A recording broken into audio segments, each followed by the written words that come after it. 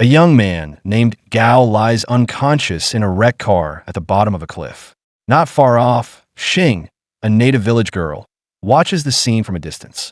Moments later, Gao regains consciousness and stumbles out of the car, struggling across the rocky terrain. He barely makes it a few meters from the crash site before Xing approaches and knocks him out cold with a stone. The story then flashes back to 8 hours before the horrific crash. Gao, a gem hunter, stands on a sidewalk with Xiana, his dealer, and Qin, his technician. As the trio chats, Gao notices two suspicious-looking men sitting in a car down the street, watching him closely. He instantly recognizes them as hired thugs. After saying goodnight to Xiana and Qin, Gao gets into his car and drives off. Just as he predicted, the two men start up their own vehicle and begin following him. Gao hits the accelerator, triggering a high-speed car chase that ultimately leads to his accident. Returning to the present, Gao wakes up in a primitive and unfamiliar village. He quickly discovers that this society operates very differently from the outside world. Women are the dominant gender, responsible for hunting and providing for their families, while men stay at home, handle the chores, and care for the children. Fathers cook the meals, and mothers act as soldiers and guards, protecting their husbands. The village is entirely isolated from modern civilization. There's no technology and no knowledge of scientific tools or devices. Gao is even more shocked to learn that Xing is the queen of the tribe.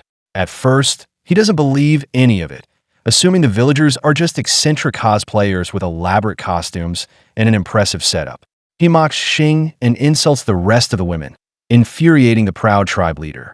As punishment for his behavior, Xing has Gao locked inside a wooden cage. Eventually, Gao realizes these people are indeed real and decides he must return to the city as soon as possible. However, Yunhe, the tribe's astrologer, informs him that he cannot leave the village without Xing's permission. After some time, Gao pleads with Xing to let him out of the cage and take him back to the crash site. Though wary, Xing decides to show mercy and agrees.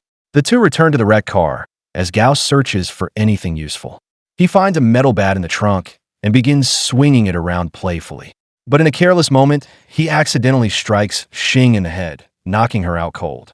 Seeing an opportunity to escape, Gao quickly grabs a backpack and flees into the nearby woods. Moments later, gasoline seeps from the wrecked car, and a ring of flames quickly surrounds the unconscious Xing. The villagers spot the blaze and rush to help, flinging buckets of water in a desperate attempt to douse the fire. From the woods, Gao hears their frantic shouts, and guilt floods over him for abandoning Xing dashing back. He drenches himself with a pail of water, plunges through the fiery circle, scoops Xing into his arms, and carries her out. Just as they reach safety, the car explodes, propelling them both into a nearby pond while the villagers look on in relief. Back in the village, Gao discovers his phone in his backpack. He turns on a song, and the unfamiliar sound draws Xing into the room. Startled, she tries to smash the mysterious device, but Gao calms her, insisting it's harmless. He offers her an earbud, and together they listen to the music until Xing drifts to sleep. Gao gently lays her on the bed, then rummages through the room in hopes of finding a map back to the city. Instead, he stumbles upon a sapphire gemstone, his excitement surging at the sight. At dawn, Xing explains that the sapphire was a final gift from her late mother. Greed stirring, Gao tries to barter for it, offering instant noodles, a novel, even his phone, but Xing refuses, calling the gem her most treasured possession. Thwarted, Gao quietly decides he will steal it instead. Later, Xing invites him to meet her in an open field that night to watch the stars. Gao agrees, noting her shy smile as she departs. Under the night sky, they lie on the grass, but without warning, Xing lunges at him, attempting to undress him. Gao shoves her away, bewildered, and an argument erupts. He soon realizes that in this village, watching the stars is a euphemism for having sex, which explains Xing's sudden advance. Panicked, he sprints back toward the village with Xing chasing close behind. Furious, Xing locks Gao up upon their return. Gao pleads his innocence, insisting he had no idea about the phrase's hidden meaning. He explains that where he comes from, romantic feelings are expressed differently. People might confess love when it snows, for example. Xing finally understands Gao's confusion, but she still insists he spend the night in the cell as a consequence. She then returns to her shed for the night. Meanwhile, back in the city, Xana and Qin continue their desperate search for Gao, but have no luck. They visit the stretch of road where his car veered off the cliff but find nothing at the site. Qin sends out a drone to scan the area, but a magnetic field interferes, causing the monitor to go dark and the drone to crash. When they return home, they're met by Lian, a sharp businesswoman with whom Gao had signed a contract.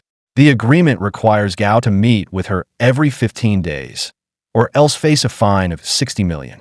13 days have already passed since Gao's disappearance, and Lian has now come looking for him. Xana quickly lies, saying Gao went on a short trip to the mountains and will be back soon. Lian remains skeptical, but gives them 48 hours to find Gao before she takes matters in her own hands.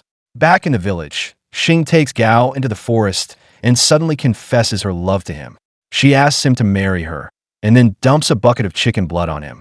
Xing had apparently misunderstood what Gao said the night before, thinking he mentioned blood instead of snow, since both words sound similar in Chinese. Gao is furious at the misunderstanding and storms off, but not far into his walk, he falls into a trap. Dangling helplessly, Gao begs Xing to let him out, but she insists he must agree to marry her first. Backed into a corner, Gao reluctantly accepts her proposal. On their way back to the village, Gao spots one of the blades from Qin's drone lying in the bushes. Realizing that his friends are nearby and actively searching for him, he decides he needs to escape the village as soon as possible. That night, as he and Xing sit and talk, they agree to get married the following day. Gao carefully steers the conversation toward the village's layout and terrain, asking about the surrounding forest. Xing mentions a secret cave hidden deep in the woods, and Gao quickly figures this cave might be his only way out.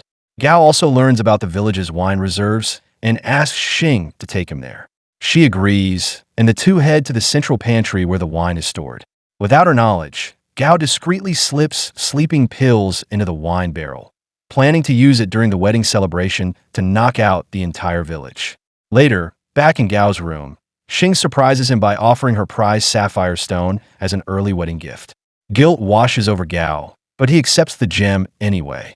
That night, the wedding ceremony begins. The couple takes part in the tribe's unique traditions as Xing kneels on one knee and professes her love to Gao. He accepts her as his wife. The villagers then gather to sing and play a love song while the newlyweds dance together in harmony. To conclude the celebration, Gao raises his bowl and proposes a toast, encouraging everyone to drink the wine. Unaware of his plan, the villagers cheerfully drink their portions, while Gao quietly tosses his away when no one is looking. A few hours later, the entire village falls into a deep sleep. Gao quickly packs his belongings, slips away, and heads into the forest. He reaches the secret cave Xing mentioned, which leads to the outside world.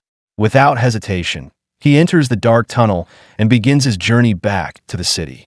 By morning, Gao emerges from the other end of the cave and races to the top of a nearby mountain. A smile spreads across his face as he spots a road in the distance. Back at Gao's house, the 48-hour deadline is nearly up, and Lian arrives with her men. She demands an update from Xana and Qin, but they insist they still have no clue where Gao is. Unimpressed, Lian presents a contract that would transfer the ownership of Gao's house to her. Xana refuses to sign, but Lian gives her no choice, ordering her men to hold them hostage. Xana is forced to stamp the contract with her thumbprint. Just then, Gao bursts through the front door and stops them. Qin, seizing the moment, grabs the signed contract and swallows it whole. Gao confronts Lian, and after a tense exchange, she agrees to leave, for now, promising to stay in touch. After Lian departs, Gao cleans up and sits down for a meal with his friends. They press him about where he's been, but wanting to protect the villagers and their secret, Gao avoids their questions with a carefully constructed lie. Afterward, he shows them the sapphire he received from Xing. Xana and Qin are stunned by the gem's size, admitting they haven't seen a sapphire that large in years. Gao then hands the stone to Xana, along with a soil sample from the village, asking her to run tests. Later that day, the trio visits Gao's uncle, Wan, at a nursing home. Wearing clown costumes, they perform to entertain the elderly residents. Back in the village, the natives awaken to find Gao gone, and immediately begin frantically searching the area for him. Xing is devastated when she realizes Gao has vanished, and taken the sapphire with him. Determined to find him, she decides to venture into the city. At first, the village astrologer Yun He opposes the idea, but after Xing pleads, Yun He escorts her to the cave entrance, warning her to be cautious of city dwellers before bidding her queen farewell. Upon arriving in the city, Xing crosses paths with Yi Tian, a popular astrology influencer who happens to be searching for a female co-host. Struck by Xing's unusual attire and eccentric manner, he offers to sign her to his media company. He asks for her manager's contact information, but a confused Xing simply hands him a card Gao once left behind. Spotting a phone number on it, he traces Gao to a nearby nursing home. At Xing's request, he drives her there. As they pull up, Gao, still in his clown costume, spots Xing from a distance. In a panic, he slips behind some bushes before she can see him and watches as she searches the grounds. When Xing finally gives up and heads toward the exit, Gao can't suppress a sneeze. Hearing it, she spins around. Gao pops out of the bushes in full clown makeup, and though Xing observes him curiously, she doesn't recognize him. Gao quickly bounds away. Xing rejoins Yi in the car, and they drive off. During their conversation, he casually explains that clowns aren't mythical beings, they're just people in masks. Shocked, Xing realizes the clown she saw must have been Gao. She begs Yi to turn around, and he obliges, but when they reach the nursing home again, Gao and his friends are already gone. Heartbroken, Xing refuses Yi's offer to take her home. Instead, she sits on the pavement outside the facility, vowing to wait until Gao returns. Even as rain begins to pour, she remains seated. Meanwhile, guilt gnaws at Gao for hiding from Xing. He asks Qin to locate her. Moments later, Qin reports that Xing and Yi are still at the nursing home. Gao thanks him and immediately drives back toward the facility. Gao returns to the nursing home and spots Xing sitting in the rain with Yi beside her. He pulls up beside them and rolls down his window. Xing, stunned to see him, grabs him by the shirt. Gao panics and blurts out a silly excuse, insisting it's wrong to hit someone in the rain. Gullible, Xing believes him and gets into his car, letting Gao drive her back to his house. No sooner do they arrive than Xing points her crossbow at him. Gao manages to calm her and guide the weapon down. She demands the return of her sapphire, but the crafty gem hunter distracts her by offering a slice of cake. Fascinated by the sweet treat, Xing forgets about the stone and devours the cake in delight. With her appetite satisfied, Xing spends the rest of the day exploring the house, adjusting to her unfamiliar surroundings. Mistaking the television for a monster, she fires an arrow into the screen. Gao hurriedly explains it's just a harmless device. Captivated by modern wonders, Xing celebrates by swinging a punctured feather pillow around the room, scattering feathers and leaving the place in chaos.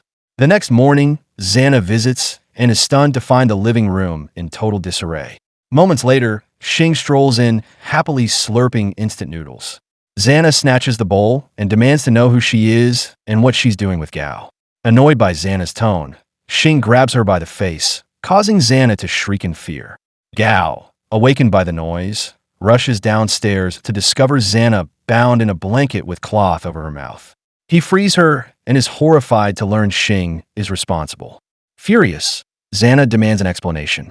Gao escorts Xana upstairs and finally confesses everything. Xing is the queen of an isolated matriarchal village where women rule and men obey. Skeptical at first, Xana believes him when she sees Xing's distinctive crossbow. Meanwhile, in the living room, Xing hears someone tapping at the window and is startled to see Yi outside. She hurries to open the door, but can't figure out the mechanism. Following Yi's instructions, she locates the handle, yet twists it so forcefully that it breaks. Frustrated, she tears the entire door off its hinges. The crash brings Gao and Xana rushing downstairs. Gao is incensed to find Yi on his property. He drags the influencer outside and locks the gate. Yi refuses to leave, declaring he knows Xing hails from a hidden island. Gao threatens him to stay away, then shepherds Xing back inside.